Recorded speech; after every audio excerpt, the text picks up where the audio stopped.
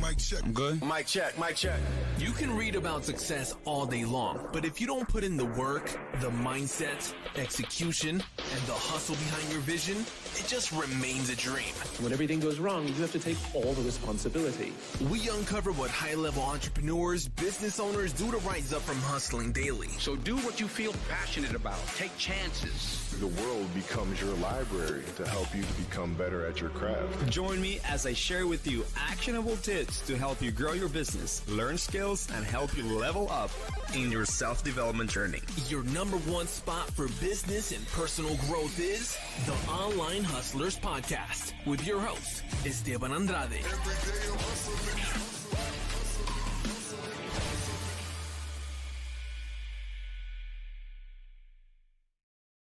All right, everyone that is listening to this new podcast episode of the REIpreneurs podcast, it's a podcast made for diamond players, type of entrepreneurs in the real estate investing space. And we want to share everything. We don't want to hold anything back. And everything that we're going to teach you is actually proven.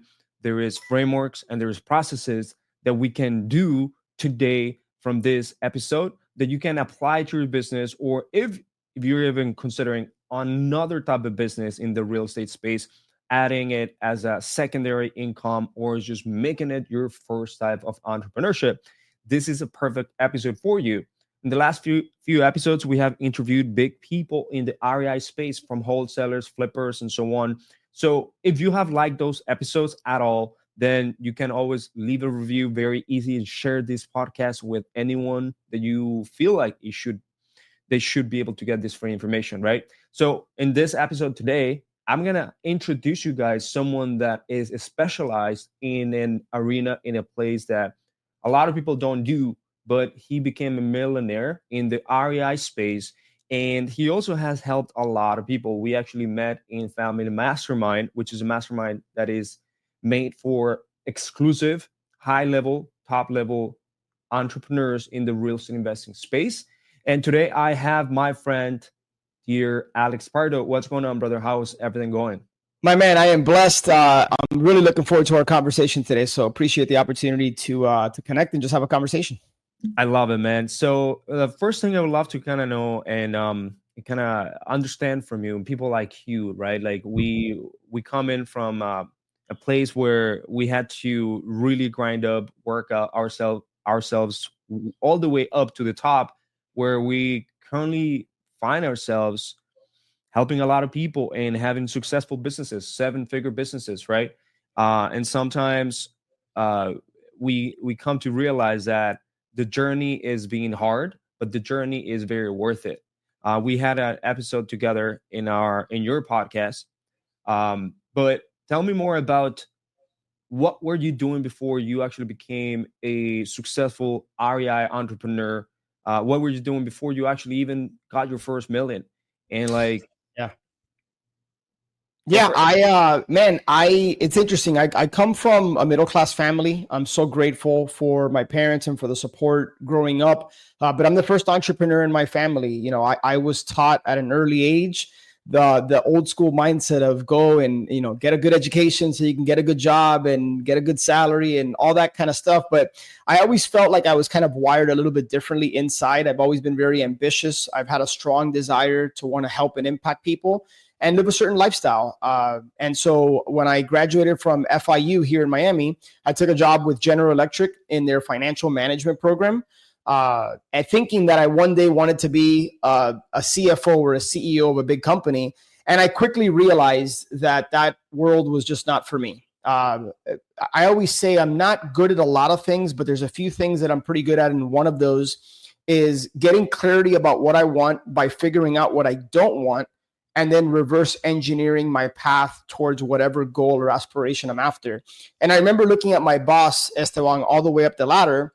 And I said, I don't want to work for somebody. I want to create. I want to impact. And I didn't feel like I was doing that working in corporate finance. So it was a 2-year program. I finished that up. I ended up quitting my job, did not really have a plan. So I decided to backpack around Europe for 3.5 months.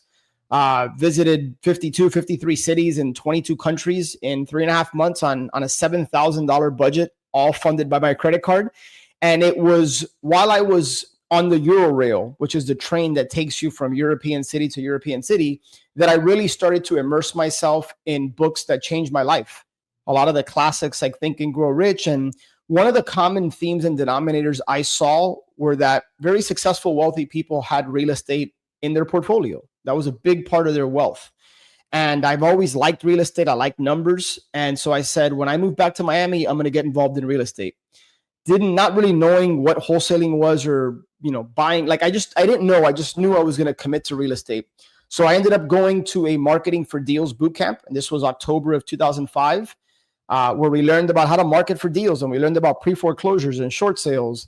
And dude, I remember getting home, by the way, moved back in with my parents at 25 years old. Didn't have any money, like just not the way I drew it up, right? So I had a lot of motivation to really figure my stuff out. I took out a pre-foreclosure letter. I went to Kinko's, made 300 to 400 copies. And I remember still seeing the 3 black holes from the photocopies. And I remember sitting at my parents' kitchen counter, writing out envelopes and sending out my first pre-foreclosure direct mail campaign. And a little bit less than 3 months later, I ended up closing my first deal. And between myself and a partner, we made $44,000. So that's what I was doing prior to real estate. And that's kind of how I transitioned into the space.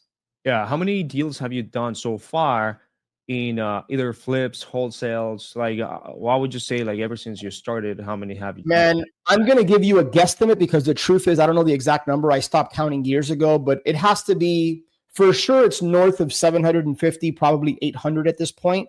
But probably somewhere between 800 and 1,000 deals I think I've done in my career. 800 and 1,000 deals. Okay. And were all of these were self-storage, or majority of them were just single families? No, the majority were single family. So I spent the first 15 years of my career in the single family space, and I've done all types of deals, but really my bread and butter was wholesaling. And about 4 years ago, after realizing that wholesaling was such a transactional business that no longer fit my goals, my vision, what I wanted to accomplish, I transitioned into the self-storage space. So yeah, the bulk of those deals are single family. And then the last 3.5 to 4 years, I've really been focused on self-storage. So what did you see in self-storage that really you didn't find in wholesaling? Like, what was that biggest thing? Yeah, I mean, there's so many answers to that question, but I'll start here. Storage is a real business that has the benefits of real estate. It's not a transactional business. In other words, in wholesaling, I got tired of starting from scratch every month to do multiple deals. In storage, you are 1, 2, maybe 3 good facilities away from it having a very significant impact on your life and on your financial situation. But giving you more specifics, think about how sticky of a product storage is, right? When somebody moves into one of our facilities, the average length of stay is just over 3 years. And they pay anywhere on average between $50 and $350 a month. And they pay that month in, month out. So I like the fact that I wasn't dealing with tenants. I wasn't dealing with toilets. I wasn't dealing with trash or really crazy rehabs and repairs. And I like the very consistent, predictable cash flow that storage provided. When I started building a rental portfolio, thinking that was going to be my path to wealth, I was dealing with tenants and toilets and work orders and roofs that I had to replace and furnaces and all this stuff that for me just wasn't a fit. So I started building a small rental portfolio. Again, like my corporate finance job, quickly realized this is not the path for me. So I sold those rentals. And yeah, man, storage for me is just an asset class that provides time freedom. It gives you the option to do many things that you may want to do. Okay, that's awesome. So was there any skill sets that you actually earned while doing wholesaling that would quickly transfer over to self-storage, or was there anything different that you actually had to learn compared to this other business? Such a good question. The majority of the skills that I acquired and sharpened while I was wholesaling, so specifically marketing and lead generation, negotiations, even acquisitions and dispositions, very similar. I would say the one distinct difference between single family and storage is how you evaluate the opportunity, right? In single family, the value of a property is based on the comparables, on the comps, right? What are the other properties like in the area selling for? Well, in commercial, and storage is just an asset class within commercial, the value is based on the income the asset produces. So how you evaluate the opportunity is a little bit differently. But one of the things I tell people all the time is that I truly believe, Esteban, that storage is not a shiny object, and everyone should have storage as a part of their portfolio, because the same marketing you are doing for your single family homes is the same exact marketing we do for storage. All the deals I've gotten have come from direct mail, cold calling, relationships, social media. Like everything I did in single family translated very smoothly over into storage. Now, let's talk about, like, for instance, so you going into self-storage. Let's talk about the way that you get paid, the way that you grow the business, right? Usually there's three ways. You get more clients to buy your product, you get bigger clients or clients to pay you more than the regular, and ultimately increase the lifetime value. And then you get repeated customers, right?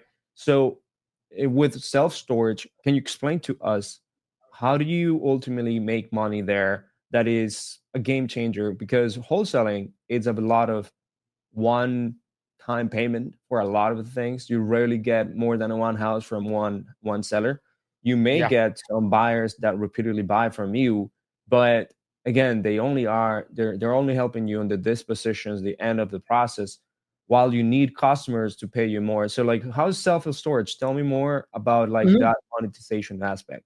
Yeah, so I'll answer that in a couple different ways. One of the things, if structured properly, that you can get from self-storage that I could never get from wholesaling, at least not the way I did it, was you can get cash now, you can get cash flow, and you can get cash later, right? So people talk about storage, and cash flow is a big part of it. But what I have come to realize is that the equity play, in other words, the upside in the value that you can create in storage, is really where the money's at. We get to do something called forced appreciation. So how I just talked about the value of the facility is based on the income it produces. Well, what I didn't know when I transitioned into storage is that there's a lot of fees that we can charge in order to boost the net operating income, which has a direct correlation to the value of the property. So things like auction fees, late fees, lock fees, gate fees, all of those things, in addition to rent, really increase the net operating income. So we look for something called value add opportunities. That,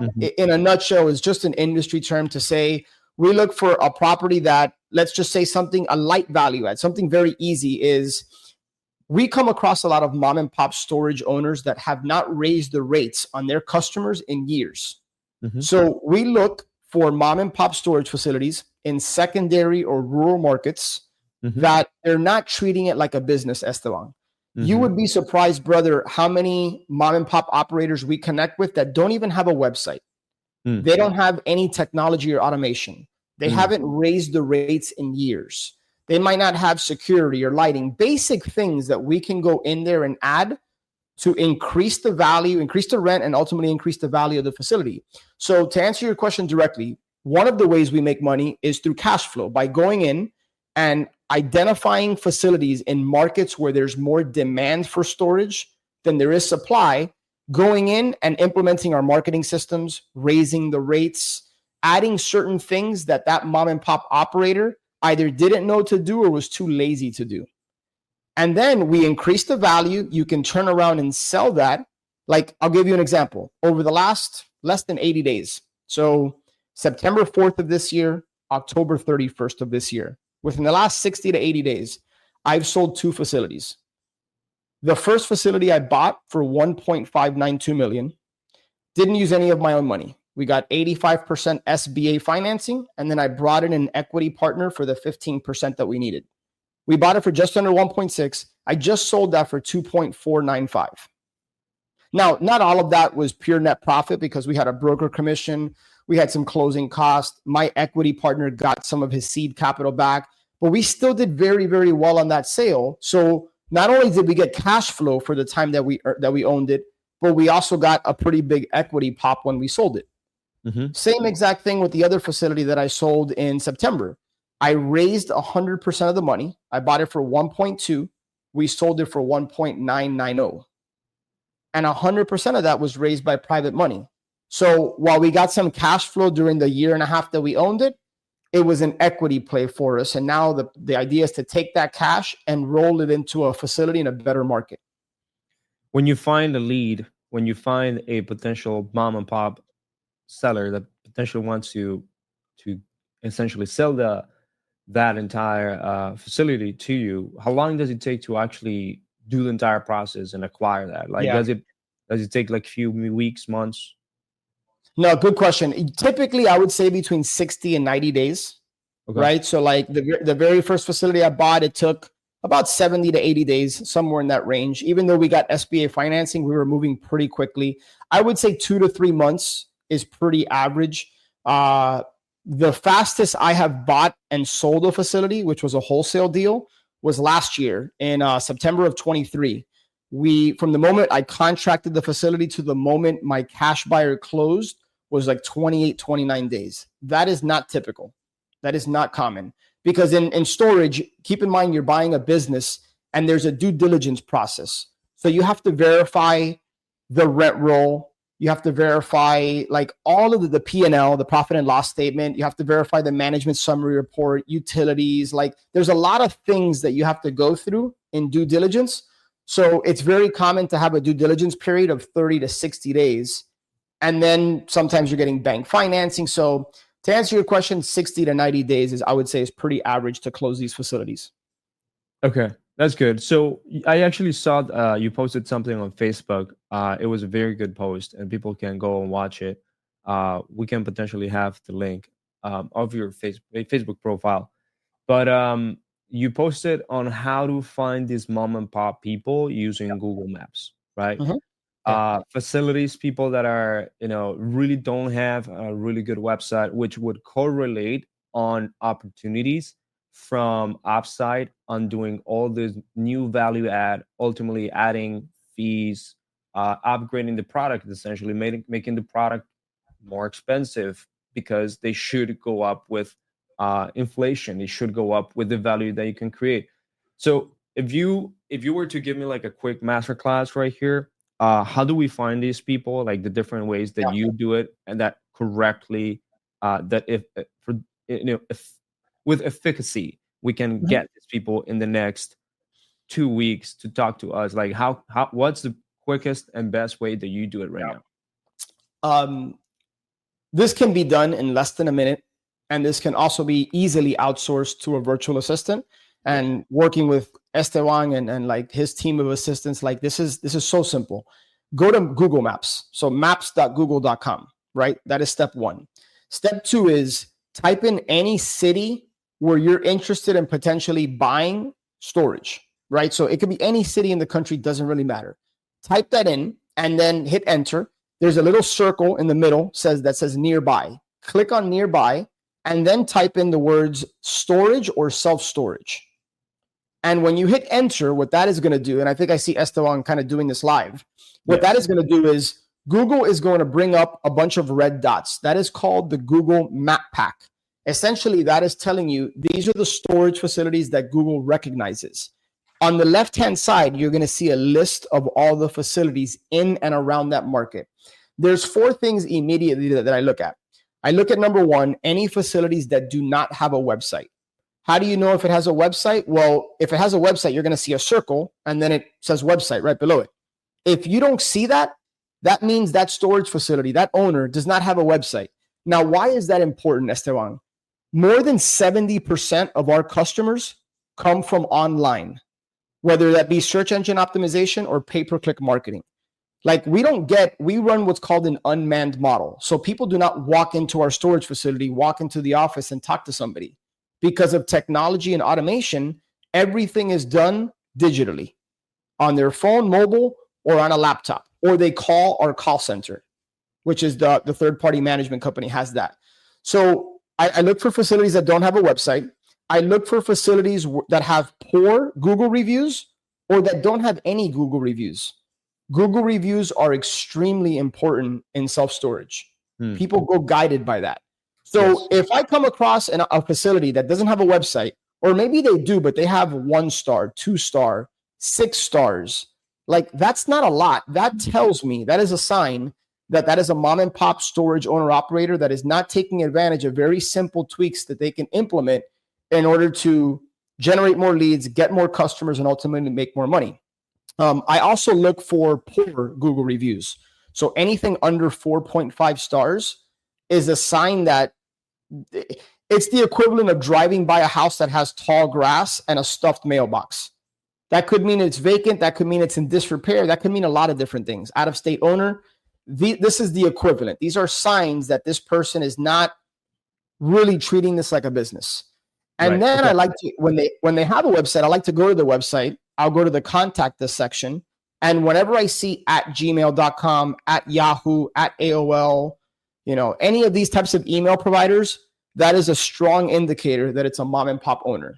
So I'll either contact them on the message there, but I love to smile and dial. It is so easy to get in contact with these mom and pop owners just by picking up the phone and calling them for free. Okay. So what is it usually that this mom and pop business operators that are not fully operating their business well, what is it that really entices them? Like usually homeowners, they want to sell their house because they are in trouble and there is something going on, and then we can offer cash for their home or like sell their house. But do they necessarily want to sell this, or do you have to ultimately give them a no-brainer offer to take over this business? How does this work? Yeah, good question. The answer is it depends. I would say 80 to 90% of the time, Esteban, the reason that a storage owner is interested in selling is because you're getting ready to retire. In every single situation where I bought a facility, that owner was somewhere between the ages of 60 and 80. They had been owning and running that operation for decades, and they're getting ready to retire. They're done. I yet have to experience an owner that is financially distressed. I'm not saying that's not possible. I'm saying it's not as common as a quote unquote motivated homeowner or motivated seller, right? And with single family, oftentimes these people are emotionally attached to the property.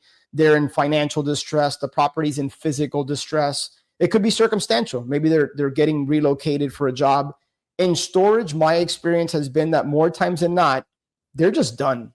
They're just ready to move on. Now, I will say that storage has gotten more competitive in terms of what sellers want for these assets today than if we were having this conversation prior to COVID, right? And I will tell you, because this is a limiting belief people have, there is over 30,000 mom and pop storage facilities in the country.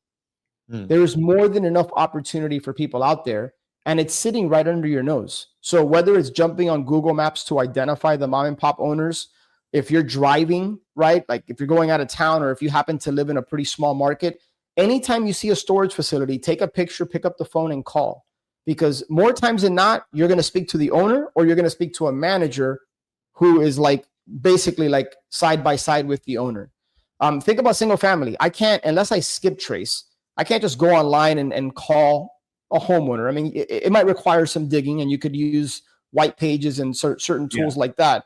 But with storage, it's just a lot easier. And the conversation, by the way, is significantly easier because it's a business owner. It's a numbers game to them. And usually there's no emotional attachment to that asset. Yeah. All right. So let's talk about the acquisition methods that you currently have in order to acquire this, right? So what's the most common acquisition method? Seller finance, you offer cash, and then you have to raise capital. Like what are the most common ones? Yeah, I don't know that there's a common one per se, because I've structured deals many different ways. I love seller financing. Whenever I can get seller financing, that is, in fact, so I own a facility in Amelia Island, which is just north of Jacksonville. That was purchased with 90% seller financing. We got some great terms. My very first deal, like I mentioned, was SBA, Small Business Administration. And I've also done regular bank financing where you have to put anywhere between 20 and 30% down, and then the bank will finance 70 to 80%. I also like just private money, other people's money. Equity partnerships is pretty common, right? So I think the big takeaway here is a couple different things. Number one is I would want people watching this, Esteban, to have the belief that there are multiple ways to get deals done and get them structured. The second thing is dispelling the myth that you need tens of thousands, hundreds of thousands, or millions of dollars in your bank account in order to do these deals. Every single deal I have done, I haven't had to use my personal own money. It doesn't mean I don't need capital, but you just have to know how to have access to capital and structure these deals. Yes. So let's talk about that. Like, who do we have to have in the Rolodex when we are funding these opportunities? Let's say next week I have an opportunity coming out. Like, who should I have in my Rolodex of people or investors, capital partners, whatever, in order to make this deal happen? Yeah. Well, first of all, let me backtrack and say it's not necessarily who you should have, but it's more about making sure that you communicate to people that you are looking at opportunities. So I'm a big advocate of something that was shared with me years ago that always stuck with me is dig your well before you're thirsty. Mm-hmm. In other words, I don't go search for the deal, then try to go find the money. Mm-hmm. I plant seeds with people on a daily, weekly, monthly basis that I am a storage investor operator and that I come across opportunities every so often and I present opportunities and I get to know what people want. Like what do you deem is a worthy investment? What goals do you have? I try to find that out. And I truly believe, brother, that 99.999% of people have all of the money they need for no matter how many real estate deals they want to do, single family or storage, right in your smartphone, right? The question is, are you planting enough seeds and are you digging your well before you're thirsty? Are you having conversations with people about what you do and how they could benefit? This is super important that I want to share with people. Because storage, the pie is much bigger, you do not have to wear all the hats to all different aspects of the deal.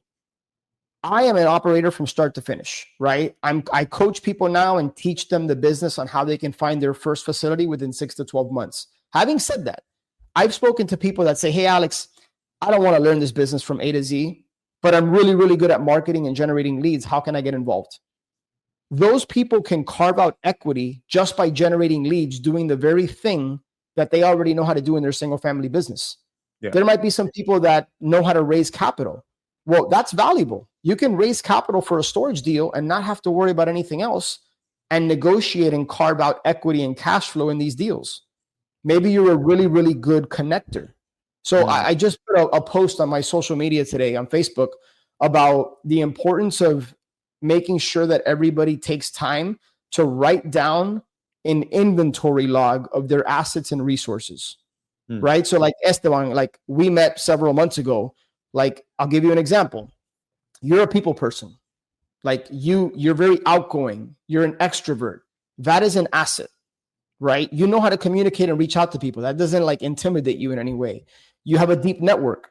That is an asset. You have a podcast. That is an asset. So people might be thinking, well, I'm not Esteban. I'm an introvert, or I don't have a podcast. No matter who you are, you have assets and resources that you can leverage to get involved in this business. You just have to have clarity about what that is, and then you're only limited by your thinking. So think about what value you can bring to the table, and then figure out how you can get involved in these deals if what you want to do is not be an operator per se. Okay. All right.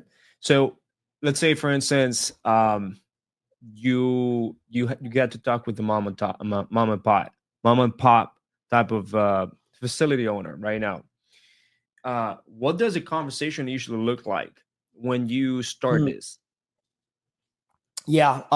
First thing, whenever I cold call, when the person doesn't know me from a can of paint, I always stand. So right now I'm recording this, I'm standing. I believe that there's different energy in your voice when you're standing versus you're sitting. And I would encourage people to try it, right? So I stand, shoulders out, I communicate with confidence. And when I call, I immediately identify my name, who I am, and why I'm calling within the first 10 seconds. Nice. And one of the things I like to do is I will acknowledge that it's a cold call, because people don't like cold calling. Like, I don't know about you, but whenever I get a cold call, I feel like my job is to get off the phone as quickly as possible in the most polite way possible. At least that's me. So I will call and say, hey, Esteban, I realize this call is out of the blue. My name is Alex. My wife and I are looking for a storage facility, and I came across your facility on Google, and I'll compliment them. looks like a really nice facility, looks like you've done a great job, whatever feels authentic and genuine. I'll never lie. And then I will never ask them if they're interested in selling their property. I like to take a different approach. If you are looking for your first facility, humble yourself. Let them know that you are actively searching for the right opportunity and you would love the opportunity to ask an experienced storage owner like yourself a question or two. What I have found is that the majority of the time, unless you just catch them at a bad time, they're very open to answering some questions and helping you out. I use that as an opportunity to learn and bridge a gap and start to build a relationship with that person, right? Eventually in that conversation, I will ask them, Esteban, clearly you're super well connected and it sounds like you've done an amazing job with this facility and you know a lot of people. Do you happen to know anybody that owns a facility that might consider selling? And then what's interesting is that I think underneath the layers, that creates a little bit of scarcity in that person. And I would probably say 30 to 40% of the time, they will say, well, I might consider selling, ... And then now you've entered into a different part of that conversation. Or they might actually give you a referral or a lead, which happens pretty often. Like, actually, you might want to reach out to this person. I think at one point they were interested in selling. And worst case scenario, you don't get either of those, but you built a relationship and you took time to acknowledge them, appreciate them. You asked them some questions because people like to talk about themselves and whatever they've accomplished. And you start to build a relationship. So whenever I call, I'm never trying to buy the deal. I'm not trying to get that deal under contract on that phone call. I'm just merely seeking to connect with that person. And oftentimes, if you have that mindset and you just follow up, they will think of you because just doing that separates you from a lot of people that reach out to them. Okay, got it. So now most of this operator businesses, they already have some sort of Google My Business profile, right? But sometimes yes, sometimes no. Sometimes they don't have a Google My Business.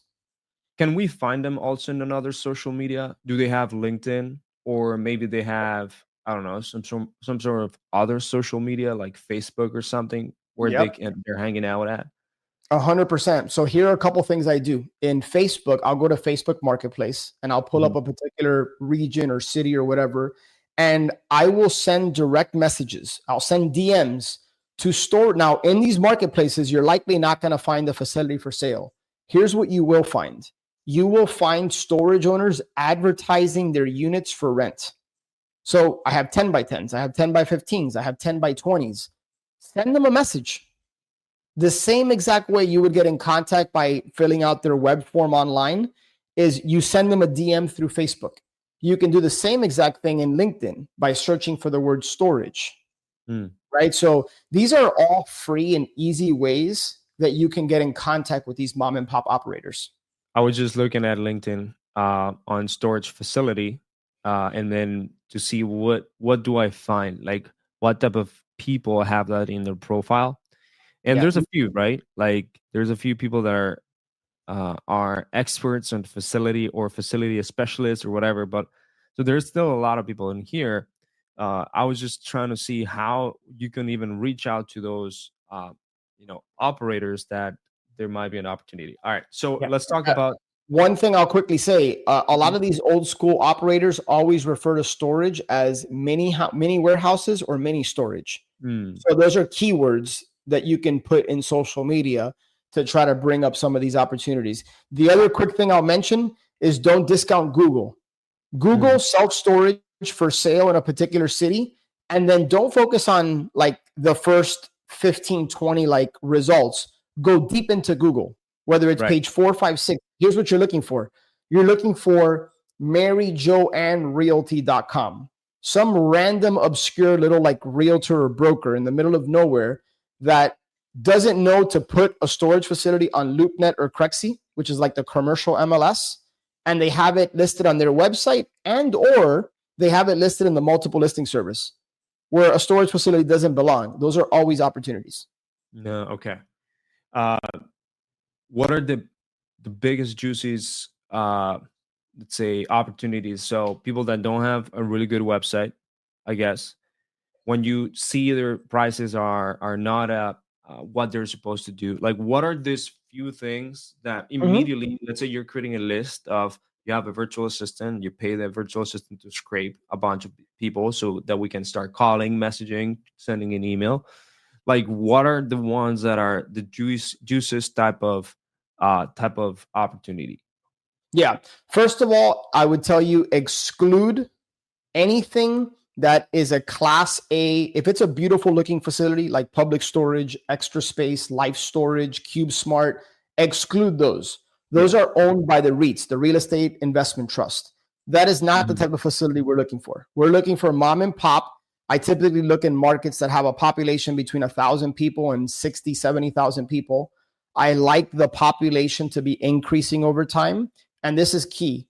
I like the medium household income in those markets to be $50,000 and up. Okay.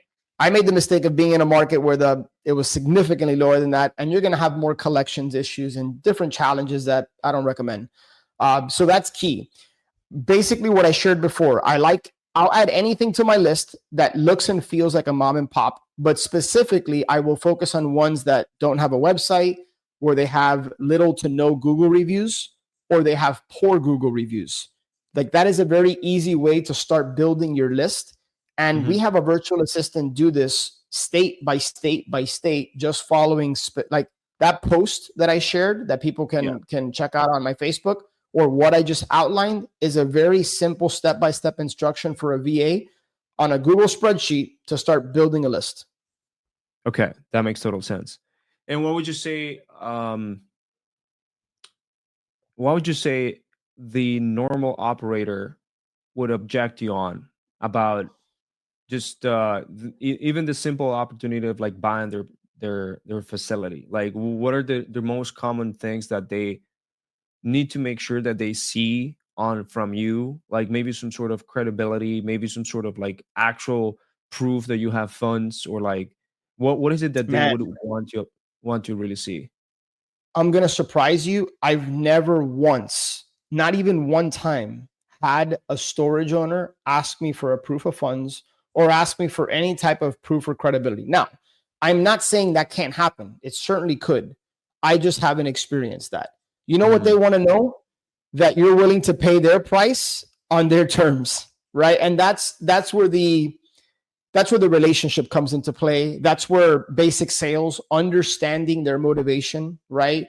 So if they want to retire, what's important to them about retiring? Do they want to travel? Do they want to spend time with grandchildren, Yeah. right? Do they want to travel with their loved ones, their wife? They want to go visit their kid in college. Like, these are all things I've heard. Yeah.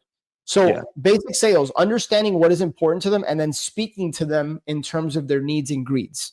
Right. Talking to them in the future. What's their picture perfect scenario once they've sold this facility, right? By the way, I will oftentimes ask them, what are their plans for the funds, and would they want to earn a return on those funds? And sometimes turning the seller into the bank, seller financing.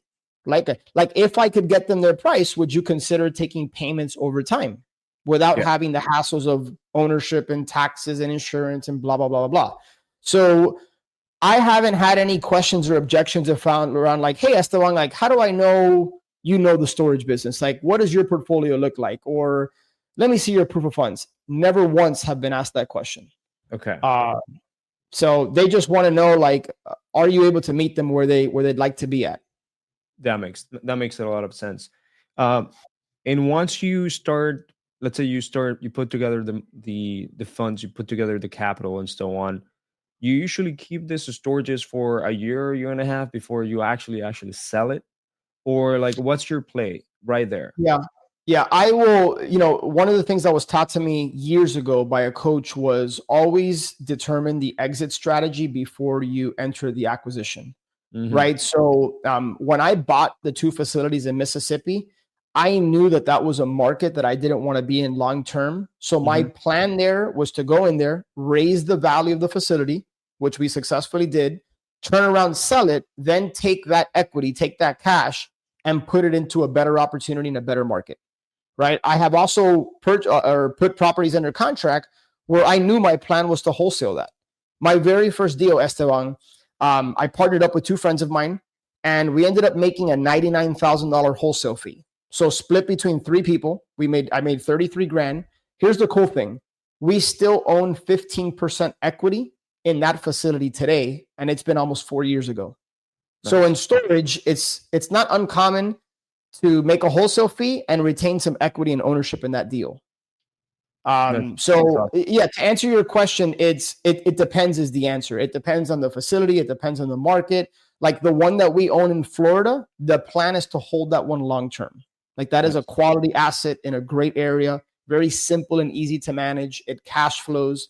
That's why I got into storage, not necessarily the burn and churn that I was used to in wholesaling. Right. So what are the few, let's say a rule of thumb things that you would do immediately to a facility to raise the prices, add value, and then, like a few of the investments that, it's like a plug and play. Okay. Like we know that these are the few things that I got to do right now. Yeah. Generally speaking, I like to have an automated gate. Why? Because when a customer stops paying their rent, their gate code stops working and they're not really able to access the facility.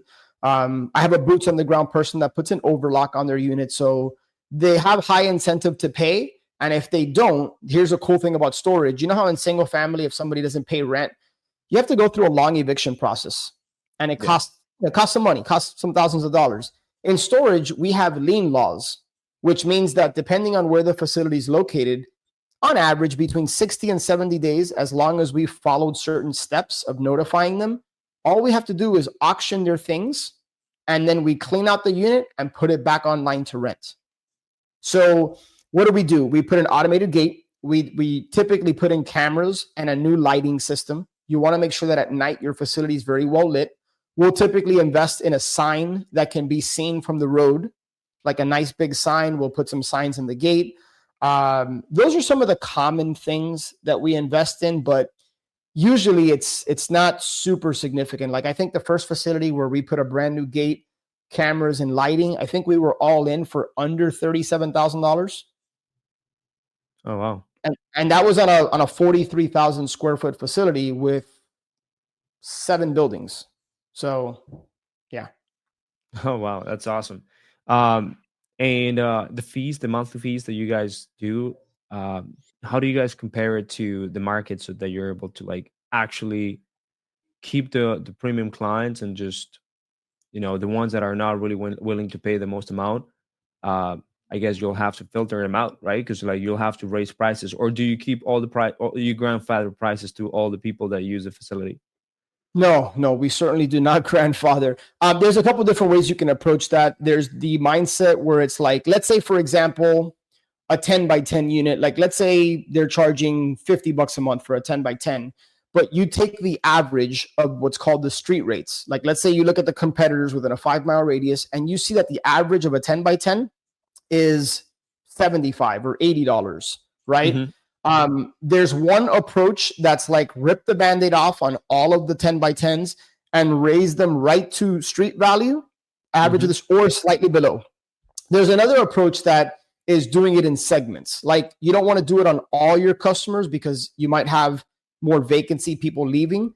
I like ripping the Band-Aid off personally. I typically will still keep them under market because think about it, Esteban, if you're at my storage facility and you're paying $50 a month for a 10 by 10, and the average of the market is $75, and I raise you to 70, are you really going to move all your stuff out to go pay 75 somewhere else? Probably not. Like you're still below the average of the market rents. So I like the approach of taking them, right below the average. And then typically every 9 months is when we're adjusting the rates. I mean, we keep an eye on rate management every single month. But if we increase someone, generally speaking, we're not increasing them again for another 9 months or so. Okay, that makes sense. And so is this more also you have to be able to learn pricing strategies or pricing, I guess, being able to raise it in a way that people would still buy it, still go to that facility. And is there any add-ons that you end up doing to make sure that you guys get more money out of the same customer? Or yeah, for sure. There's something called tenant protection, which basically means that the customer has the contents within the unit It's not insured, but they have protection on that up to $2,000. Here's the cool thing with that. We charge them, well, when I say we, there's a company that we partner with that charges them $14 a month. So per customer every single month, we get usually between 50 and 70% of that revenue. So simple math. If they're paying $14 a month, we get $7 a month and we don't do a thing. The company services that, right? If they're late, there's a late fee. If they want to access the facility 24/7, there's a fee for that, for 24/7 access. Auction fees. If we have to clean out their unit, there's a clean out fee. So there's a lot of different fees like that, and it increases the value of the facility because all of that trickles down to the net operating income. That makes total sense.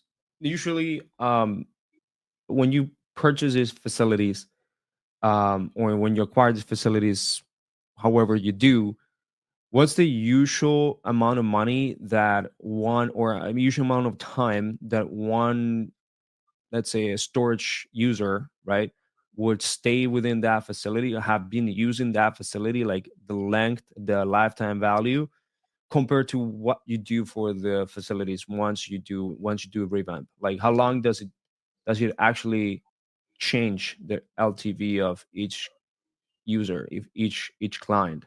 Do you know? I'm not sure if I'm understanding the question, but here's what I do know. The majority of our customers, the length of stay is usually somewhere between 2.5 and a little bit over 3 years. So Okay. for simple math, let's just call it 2.5 years conservatively. If not 3 years is the average length of stay. That's Right. a long time. It is. And now, so you ask yourself, why is it a long time? I've asked myself this, and we've polled customers. There's a couple different reasons. Number one, if you provide a clean and safe environment for your customers, more times than not, unless they just don't need storage or they're moving out or something, they are not going to leave you. Why? Think about if you were to move your stuff into a 10 by 20 unit, right? What would it take, Esteban, for you to move all of your stuff out? You need a truck or a U-Haul. You need to bother friends and family or hire a moving company. You need to go there on a Saturday or Sunday morning and spend hours there cleaning your stuff out. In other words, the pain of disconnect is very high. Secondly, it's a sticky product. Like, they're not going to go to another competitor unless it's an unsafe, dirty facility and your customer service sucks. Nobody is going to move for a $5 increase, especially if they're going to pay the same thing or similar at another competitor. And then lastly, it's a nuisance expense. So in storage, think about what they pay. They pay anywhere on average between $50 and $350. For most people, that is not going to make or break you. You know how many friends of mine have stuff in storage that I asked them, how long have you been there? Dude, I've been there 2, 3, 4, 5 years. I'm like, have you done the math on how much you pay that facility every month? Is the stuff inside even worth it? And most of the time they say no. They've paid thousands of dollars throughout the years. You know, I got a buddy that's paying $250 a month for a 10 by 20. And he's like, I don't even know what I have in there. I'm like, why are you throwing your money away? Just move out. He's like, but it's a pain in the ass. Right. So do you, whenever you, get these facilities, right? Do you also have to attract your own customers after that, or they have repeated customers? No, for sure. So there's a couple different ways. We do pay-per-click marketing. So we have a vendor that we've partnered with that specializes in PPC. Google My Business is very important. So we work with a company that incentivizes Google reviews. We also do some guerrilla marketing stuff, right? Like, so we've done signs on the road. We've done bandit signs. Sometimes you can partner with local businesses like dry cleaners, convenience stores, things of that nature to let them know.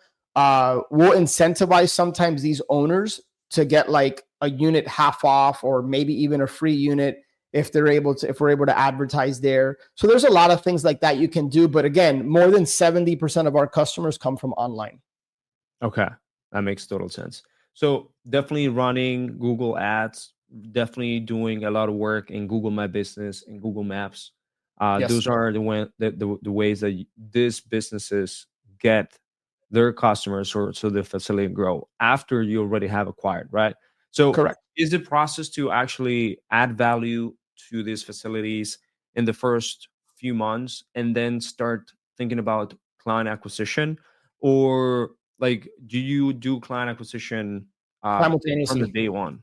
from day Or one. day one. Okay. Simultaneously from day one. Simultaneously. So Yep. adding value and client acquisition Correct. Yep. 100%. is very interesting, man. 30,000 storage unit facilities in the Over. United States. Yeah. Somewhere north of 30,000, not storage facilities, mom and pop storage facilities. Has anyone ever created like a marketplace of storage facilities that That's a really good question. Not that I'm aware of. I feel like I should know the answer to that, and I don't want to BS you. I don't know. I mean, look, you can jump on Crexy and LoopNet, right? And then you can just filter by self-storage, but that's only going to tell you the storage facilities that are like on the market per se, or the ones that used to be on the market. But is there a database of like all the storage facilities in the country? I don't know. I don't know the answer to that question, to be honest. That might exist, but if it does, I'm not aware of it. Okay, got it. No, I'm just curious. Yeah. I'm creating I'm into the world of marketplaces now because I have the marketplace of remote Latinos. So we're trying to get majority of active Latin American remote workers that want to work here in the U.S. in there, and it's always it's part of the game of, but it's always an acquisition of users too. So Yeah. I was asking because if you have a marketplace of storage facilities, like, and then already someone owns it, like, why can't you just partner up with them so that the storage facility acquisition happens because they already have a lot of data? Well, I don't know. Who knows? Yeah. No, it's an interesting thought process, and man, if you decide to go down that path, think of your boy. So Yeah, I'm not saying I'm gonna go that path. I was just like yeah. thinking. Yeah. But, well, man, this was great. Is there anything that maybe you have missed that people may want to know or may need to know? Well, I'd like to, if I can, Esteban, a give for anybody Mhm. watching, and zero strings attached. Like there's no hidden funnel here or anything like that. Yeah. If you guys text the word storage and then put in Esteban in parentheses, just so that I know you came from Esteban's show, text the word storage, Esteban, to 305 318 6213. 305 318 6213. I'll have my assistant send you over a Dropbox with a bunch of valuable resources that I use today to acquire storage facilities. I'm talking about my exact direct mail letter that has been responsible for 2 deals I've purchased and a wholesale, my purchase agreement, some training in there that I've done, like showing you specifically how you can locate these mom and pop operators, and a few other resources in there. It's just a Dropbox link. We'll just send it to you. Again, zero strings attached.